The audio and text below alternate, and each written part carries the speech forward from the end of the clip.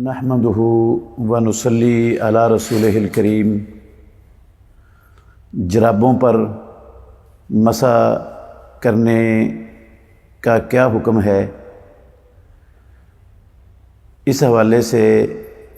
بہت سے بھائیوں کا تقاضا ہے کہ اس کی دلائل کے ساتھ وضاحت کر دی جائے، تو میں اس حوالے سے یہ کہہ رہا ہوں کہ ہر وہ جرابیں، ہر قسم کی جرابیں جن کو پاؤں پر پہنا جا سکتا ہے، ان جرابوں پر مسح کرنا جائز ہے، بشرطے کہ وہ جرابیں آپ نے طہارت اور وضو کی حالت میں پہنی ہوں، اور یہ کئی مرفوع احادیث سے ثابت ہے۔ پہلی حدیث ہے مسند امام احمد میں، سنن ابو داود میں، حضرت ثوبان رضی اللہ عنہ بیان کرتے ہیں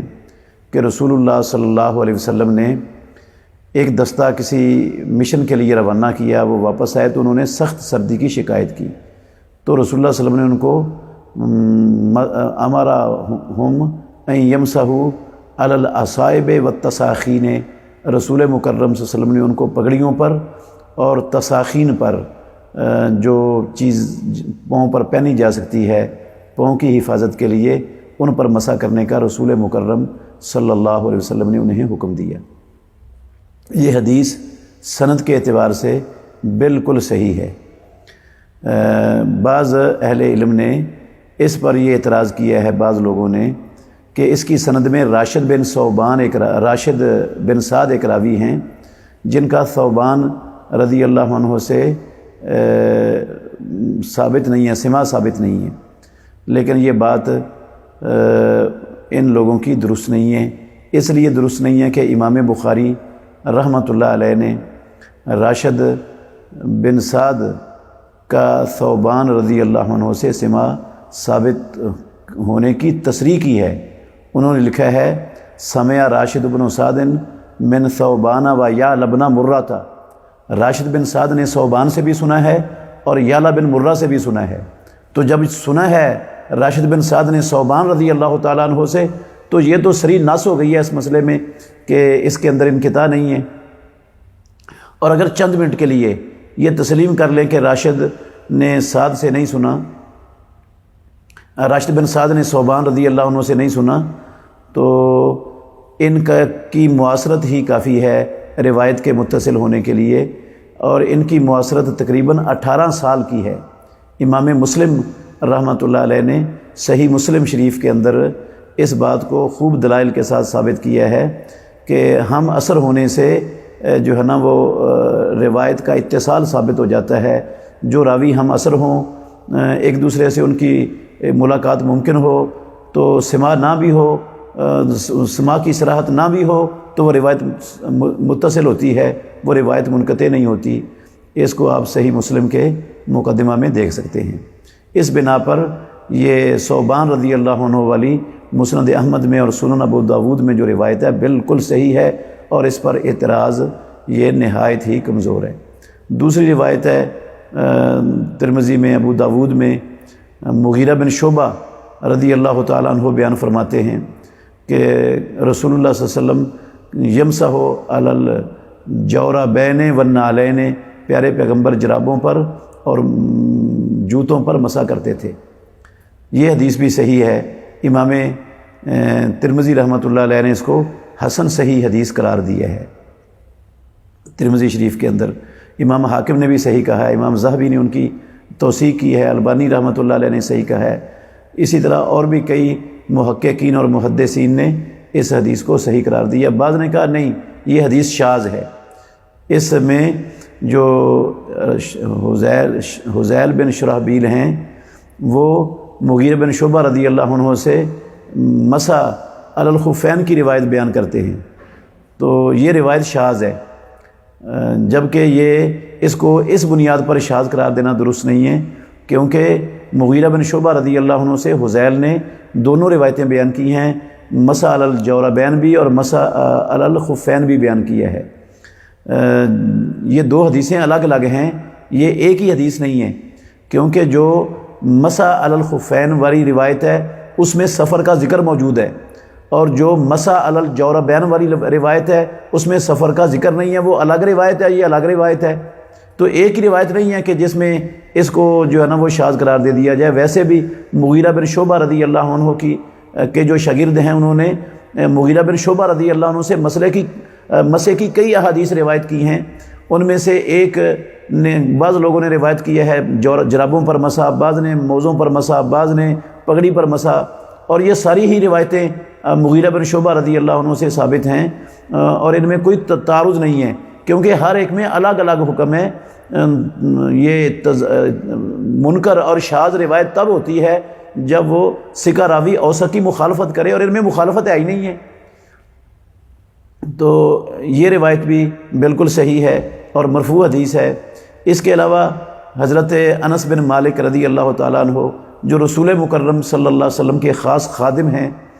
وہ ان کا عمل بھی موجود ہے۔ ازرق بن قیس کہتے ہیں امام دولابی رحمۃ اللہ علیہ نے اپنی کتاب الاسماء والکناء میں یہ صحیح سند کے ساتھ اثر نقل کیا ہے کہ ان سے پوچھا ازرق بن قیس رحمۃ اللہ علیہ نے، دیکھا حضرت انس رضی اللہ عنہ کو انہوں نے اون کی جرابوں پر مسح کیا، تو انہوں نے پوچھا آپ اون کی جرابوں پر مسح کر رہے ہیں؟ ازرق بن قیس نے پوچھا حضرت انس بن مالک رضی اللہ تعالیٰ عنہ سے، تو انہوں نے کہا انہما خفان ولکنہما من صوف، یہ بھی موزے ہیں لیکن یہ موزے اون کے بنے ہوئے ہیں۔ تو حضرت انس بن مالک جو صحابی رسول ہیں، اللہ کے نبی کی 10 سال خدمت کا شرف اللہ رب العالمین نے انس بن مالک کو عطا کیا ہے، اور خالص اور اصلی عربی ہیں، اور یہ اجمی کے عربی میں داخل ہونے سے پہلے کی عربی کے ماہر ہیں۔ وہ معنی بیان کر رہے ہیں کہ جو ہے نا وہ ہر وہ چیز جس کو پاؤں پر پہنا جا سکتا ہے وہ خف ہے، چاہے وہ چمڑے کی بنی ہوئی ہو، چاہے وہ اون کی بنی ہوئی ہو، چاہے وہ کسی قسم کے دھاگے کی کپڑے کی بنی ہوئی ہو، جس کو پاؤں پر پہنا جا سکتا ہے اس کو حضرت انس بن مالک رضی اللہ تعالی عنہ خف قرار دے رہے ہیں۔ اور حضرت انس بن مالک رضی اللہ عنہ کی یہ تفسیر اور یہ صراحت دنیا میں جتنے بھی بعد میں اہل لغت آئے ہیں، ابن سیدہ ہیں، اور اسی طرح ابن منظور الافریقی ہیں، اور امام زبیدی ہیں، خلیل ہیں، ازہری ہیں، جتنے بھی بڑے بڑے دنیا کے مانے ہوئے اہل لغت ہیں، لغت کی کتابیں جن کی مستند سمجھی جاتی ہیں، حضرت انس بن مالک رضی اللہ عنہ ان سب سے بڑے اہل لغت ہیں، ان سب سے بڑے لغت کے ماہر ہیں۔ تو انہوں نے تو یہ مسئلہ ہی حل کر دیا امت کے لیے کہ اس میں کسی قسم کا اختلاف، جرابوں پر مسح کرنے میں اختلاف ہے ہی نہیں، کیونکہ جرابیں یہ خف کے مدلول میں داخل ہیں۔ تو حضرت انس رضی اللہ عنہ کی اس صراحت کے بعد یہ بات واضح ہو جاتی ہے کہ اس میں اختلاف کرنے کی گنجائش ہی نہیں ہے۔ ائمہ اربع رحمہم اللہ، ان میں سے امام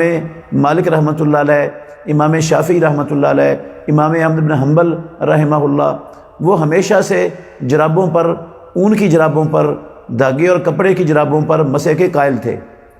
اور موزے پر بھی مسح کے قائل تھے۔ صرف امام ابو حنیفہ رحمۃ اللہ علیہ وہ جرابوں پر مسح کے قائل نہیں تھے،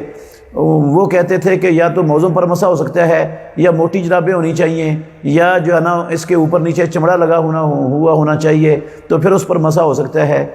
بدائع الصنائع میں علامہ کاسانی حنفی رحمہ اللہ، انہوں نے لکھا ہے کتاب الطہارہ میں باب المسح علی الجورب جلد 1 صفحہ نمبر 10 پر، وہ لکھتے ہیں کہ امام ابو حنیفہ رحمۃ اللہ علیہ نے بھی اپنی وفات سے پہلے جرابوں پر مسح نہ کرنے کے فتوے سے رجوع کر لیا تھا، اور انہوں نے بھی جرابوں پر مسح کرنے کا فتویٰ دے دیا تھا بغیر شرائط کے۔ اور یہ جو شرائط لگائی جاتی ہیں کہ وہ اوپر نیچے چمڑا لگا ہوا ہو، وہ اتنی موٹی ہوں کہ ان کے اندر سے پاؤں نظر نہ آئے، مٹی اندر نہ جائے، اتنی دور تک بندہ چل سکتا ہو، ان شرطوں کا کتاب اللہ میں اور سنت رسول اللہ میں کہیں نام و نشان موجود نہیں ہے۔ اور جو مطلق احادیث ہیں ان کو ہم اپنی طرف سے کوئی شرطیں لگا کر، قید لگا کر مقید کرنے کا حق نہیں رکھتے ہیں۔ اس لیے جو ہے نا مسلمان بلا شک و شبہ بغیر کسی تردد کے اگر انہوں نے سردیوں میں جرابیں پہنی ہوئی ہیں اور وضو کر کے پہنی تھیں، وضو کی حالت میں پہنی تھیں، تو وہ مقیم ہیں تو 1 دن اور 1 رات تک اس پر مسح کر سکتے ہیں۔ اگر مسافر ہیں تو 3 دن اور 3 راتوں تک ان پر مسح کیا جا سکتا ہے۔ اور مسح کی مدت کا آغاز ہونا ہے یہ پہلے مسح سے۔ مثال کے طور پر کسی شخص نے عصر کے وقت وضو کر کے جرابیں پہنی اور پھر اس کا وضو نہیں ٹوٹا، اس نے مغرب اور عشاء بھی اسی وضو سے پڑھ لی، تو اس نے جو پہلا مسح کیا ہے نا وہ مسح کیا ہے فجر کے وقت اگلے دن، تو یہ اگلی فجر سے پہلے تک وہ عشاء تک جو ہے نا اگلے دن کی عشاء تک اس پر مسح کر سکتے ہیں۔ جس نماز میں پہلا مسح کیا ہے اس نماز میں وہ اپنے پاؤں کو جرابوں سے نکال کر دھوئیں گے، اس وقت تک مسح کی اجازت ہے۔